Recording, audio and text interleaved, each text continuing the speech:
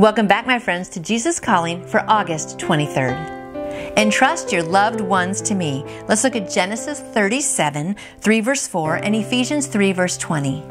Genesis 37 verses 3 to 4 says, "Now Israel loved Joseph more than any of his other sons, because he had been born to him in his old age, and he made a richly ornamented robe for him.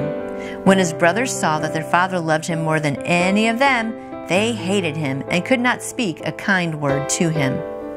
Ephesians 3:20 says, "Now to him who is able to do immeasurably more than all we ask or imagine, according to his power that is at work in us, to him be the glory in the church and in Jesus Christ throughout all generations, forever and ever. Amen."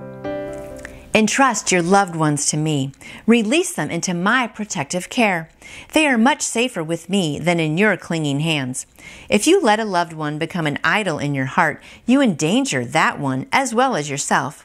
Joseph and his father Jacob suffered terribly because Jacob loved Joseph more than any of his other sons and treated him with special favor. That is a big no-no, parents. Don't do that. So, Joseph's brothers hated him and plotted against him. Ultimately, I used that situation for good, but both father and son had to endure years of suffering and separation from one another. I detest idolatry, even in the form of parental love, so beware of making a beloved child your idol. That's a really good point. I know sometimes parents, we do that, don't we? When you release loved ones to me, you are free to cling to my hand. As you entrust others into my care, I am free to shower blessings on them. My presence will go with them wherever they go, and I will give them rest. This same presence stays with you as you relax and place your trust in me. Watch to see what I will do. And I know as parents, it can be hard, right, to release your children out to the world. But God is promising right there, if we release them, that He can bless them even more.